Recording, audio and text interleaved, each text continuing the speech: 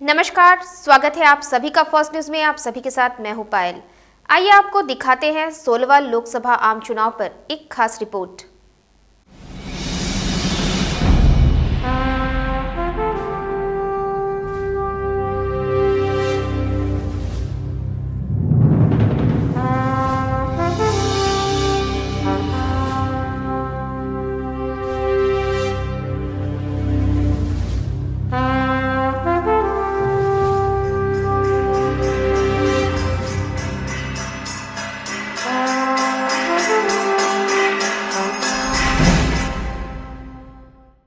सोलहवां लोकसभा आम चुनाव में विभिन्न पार्टियों ने अपने अपने स्तर पर कद्दावर नेता को मैदान में उतार दिया है।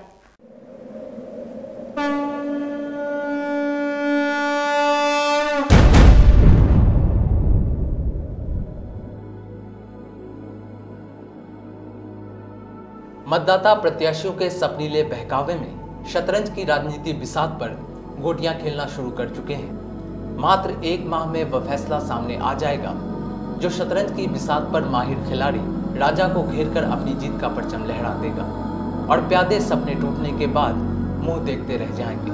अपने कुछ मकाद के लिए मतदाता 5 वर्षों तक सूली पर खुद को लटकता महसूस करेंगे। क्या निष्पक्ष चुनाव, निर्भीक चुनाव सिर्फ नारा बनकर रह जाएगा?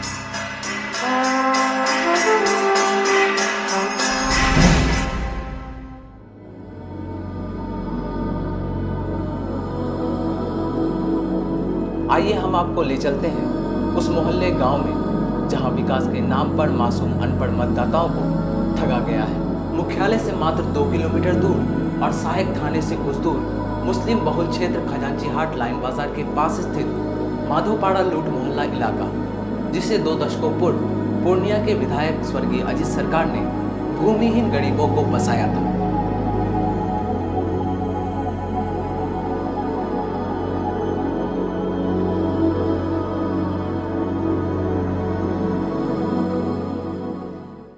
एक लंबी लड़ाई, एक राजनीतिक मौत और विकास की पिछली सीढ़ी पर खड़ा यह अल्पसंख्यक बहुल क्षेत्र पिछले 2 दशकों से अपनी बेबसी पर आंसू बहा रहा है।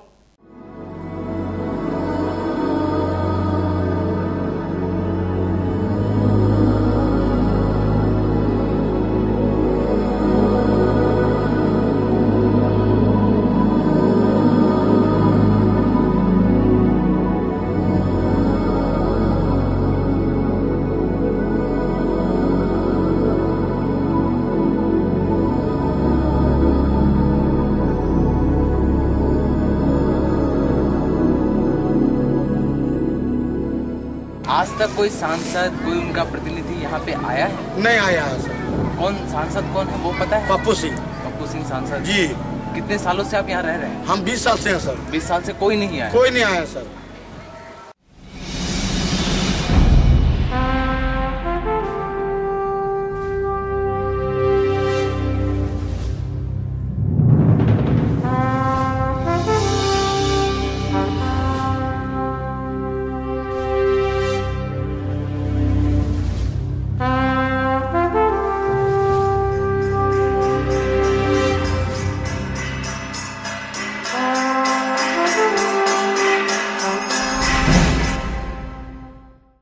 और यहाँ से सिर्फ वोट लेने का काम करता है।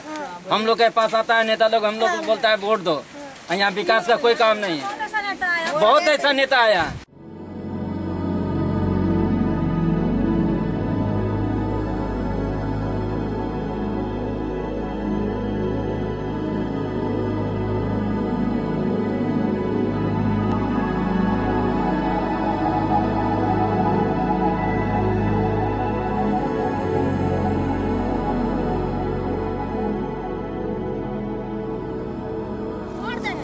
तो वोट अपना घर में, वो अपने घर में, हम लोग अपने घर में। बात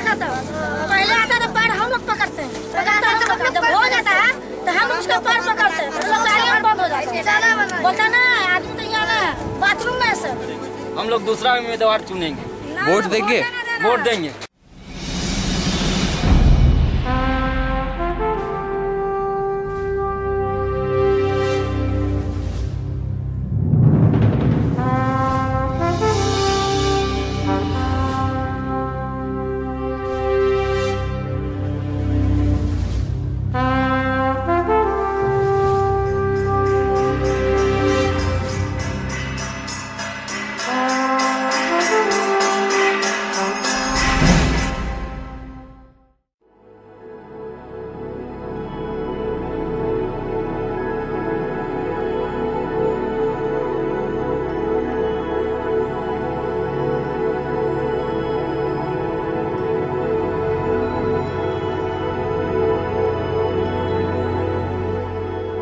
आप देख रहे हैं रुईगोला माधोपाड़ा का यह पुल जो 1987 की बाढ़ में बह गया था। यह वो पुल था जो बाईपास NH31 को जोड़ता है, लेकिन वर्षों तक ग्रामीणों के चीखने चिल्लाने के बावजूद पुल तो बन गया।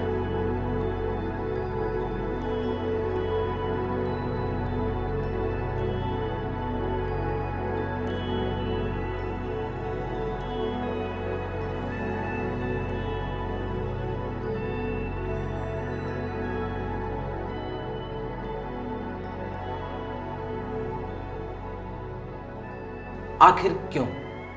सिर्फ इसलिए कि यह अल्पसंख्यक दलित महादलित बहुल क्षेत्र है।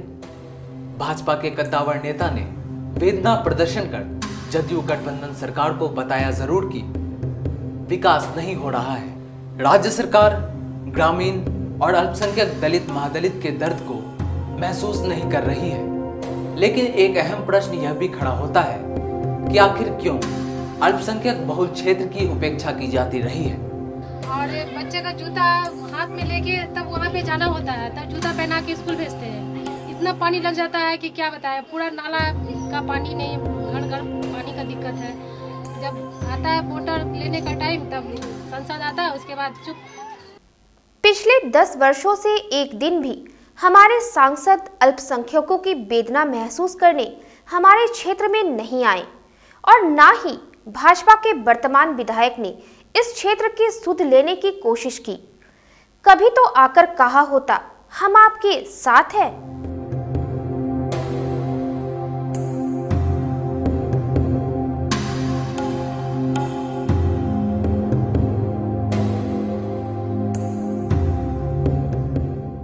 उसके बाद कोई नहीं आता देखने के लिए।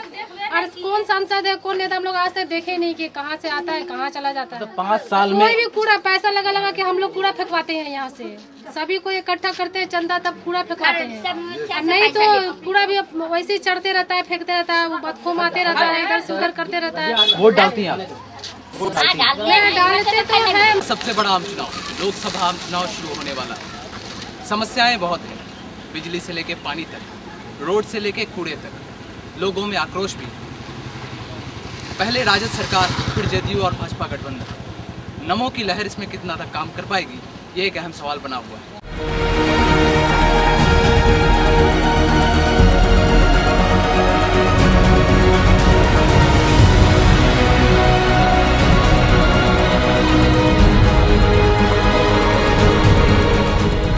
नमो की लहर से क्या अल्पसंख्यक अछूते हैं या फिर उन्हें जानबूझकर अछूता बनाया गया है? अगर ऐसा नहीं है तो एक बड़ा प्रश्न यह भी खड़ा होता है कि आखिर ऐसी क्या वजह है कि भाजपा विधायक या सांसद कभी मुस्लिम क्षेत्र में 10 वर्षों के काल में एक दिन के लिए भी नहीं पहुंचे, ना ही उनका कोई नुमाइंदा वहां तक पहुंचा। अगर गरीबों की वेदना सुनने वह आते तो शायद नमो की लहर उनकी तरफ बढ़ गई होती।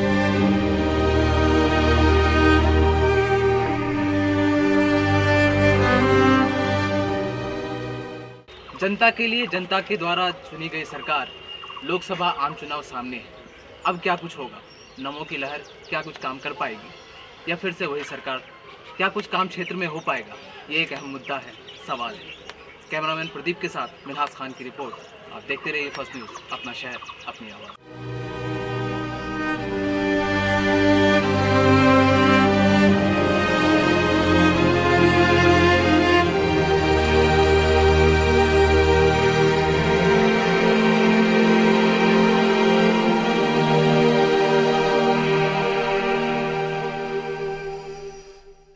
यह फर्स्ट न्यूज की रिपोर्ट नहीं, बल्कि उन मतदाताओं की वेदना है जो वर्तमान सांसद से गुहार लगा रही है कि उनके क्षेत्र में कितनी समस्याएं हैं और किस तरह जीने पर विवश हैं।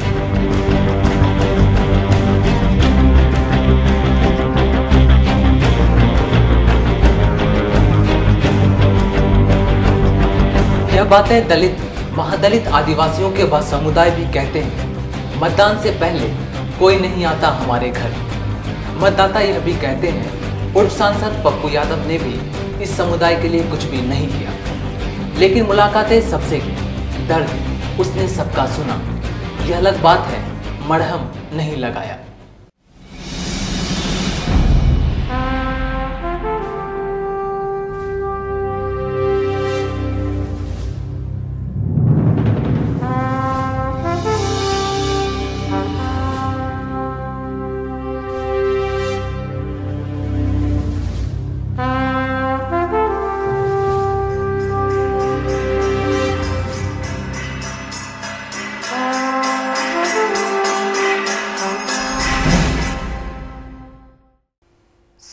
लोकसभा आम चुनाव अब सामने आ गया है।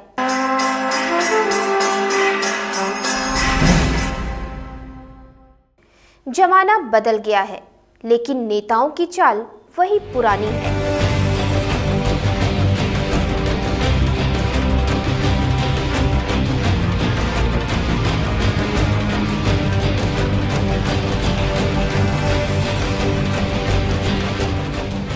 कांग्रेस, राजद और राष्ट्रीय कांग्रेस पार्टी अल्पसंख्यक दलित, महादलित को रिझाने के लिए धमदाहा में सभा को संबोधित करते हुए राजद सुप्रीमो का भाषण मात्र सर्कस के जोकर की कहानी है। लालू ऐसे नहीं हटेगा, कई दोनों पार्टियां मिलकर लव मैरिज किया, लव मैरिज मैंने प्रेम दिया, गार्जियन के ठीक करने वाला ना। बताओ, लालू राबड़ी का ब्याह लव मैरिज है, अरेंज मैरिज है, तब न टिका हुआ है। ऐसा लव मैरिज किया, लव मैरिज अब डाइवोर्स हो गलो, टूट गलो।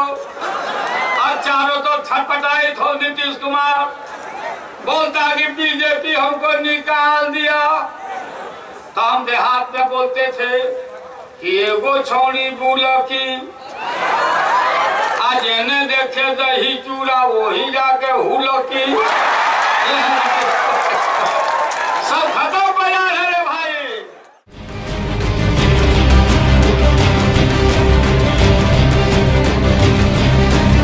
जोकर पत्ते का खिलाड़ी तो बन जाता है, लेकिन बड़े समीकरण के साथ कांग्रेस के सहारे राजद और राष्ट्रीय कांग्रेस पार्टी अपनी चुनावी नैया पार नहीं लगा सकती।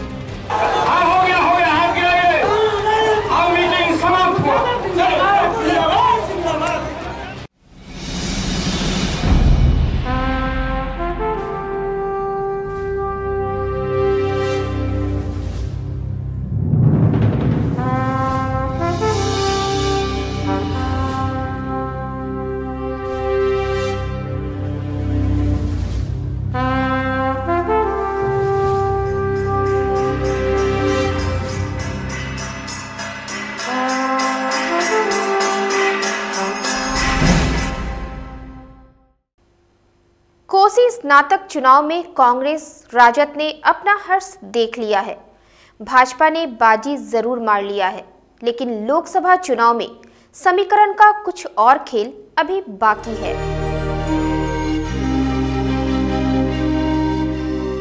बिहार में जदयू भाजपा के पूर्व उप मुख्यमंत्री सुशील कुमार मोदी ने साफ लहजे में कहा है, भाजपा और कांग्रेस गठबंधन से उनका मुकाबला है, जदयू कहीं नहीं है। पूरे बिहार में बीजेपी की लड़ाई कांग्रेस राजद गठबंधन के साथ है, जदयू तो कहीं भी लड़ाई में नहीं है। जनता दल यू तीसरे और चौथे नंबर पर चला गया है।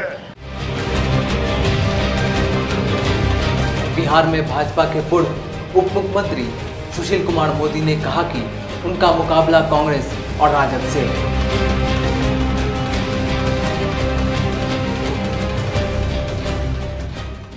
लोकसभा चुनाव में मुस्लिम मतदाताओं को रिझाने की कोशिश में है। कुल्हिया मुसलमान को आरक्षण देकर जदयू मुस्लिम वोट पर अपने कब्जे की जहां बात कर रही है, वहीं एक प्रश्न खड़ा हो जाता है कि क्या कांग्रेस, राजद और राष्ट्रीय कांग्रेस पार्टी के भावी प्रत्याशी अमरनाथ तिवारी शहर के मोहल्ले और समुदाय के दरमियान उनका दर्द बांटने पहुंचे हैं? राजद ने कभी कभार पूछा जरूर है,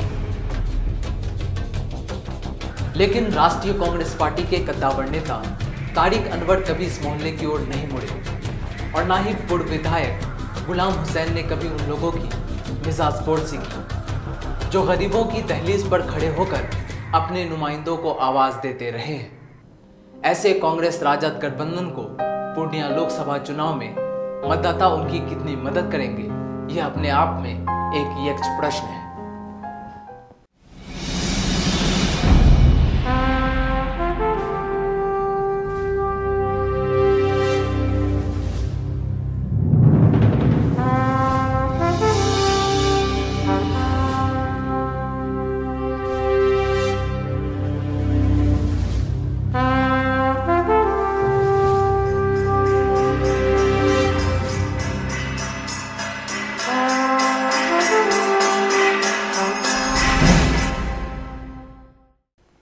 चंद छुटभैया नेताओं के सहारे कांग्रेस, राजद और राष्ट्रीय कांग्रेस पार्टी, जदयू या फिर भाजपा लोजपा गठबंधन मुस्लिम मतदाताओं को अपने मोहमाया के जाल में फंसाने के जुगत में लगी है।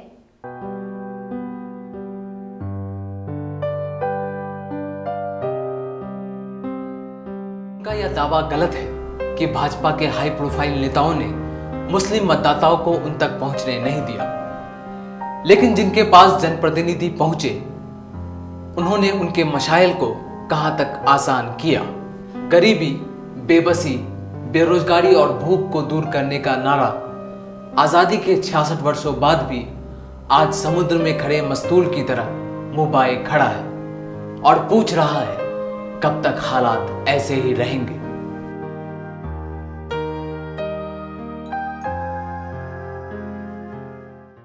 कभी कुल्हैया, कभी सुरजापुरी तो कभी बधैया मुसलमानों को लेकर राजनीति करने वाले राजनेता क्या साबित करना चाहते हैं?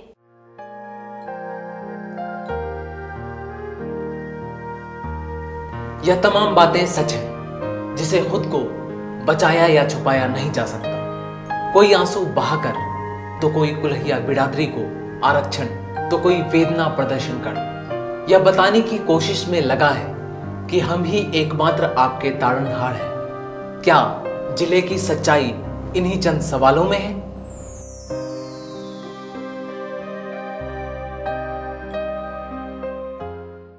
पूर्णिया लोकसभा चुनाव में एक दूसरे पर आरोप लगाने वाले राजनेता आज भी अपनी रोटी सेकने में लगे हैं। पूर्णिया लोकसभा का ताज किसके सर पर होगा?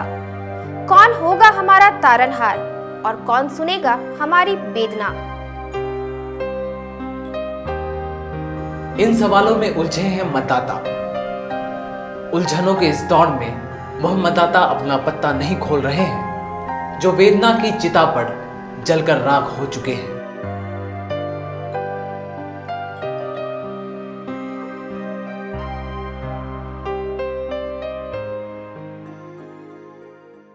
अभी राजनीति का पूरा खेल बाकी है, जिस पर चुनाव आयोग और जिला प्रशासन की पैनी नजर है।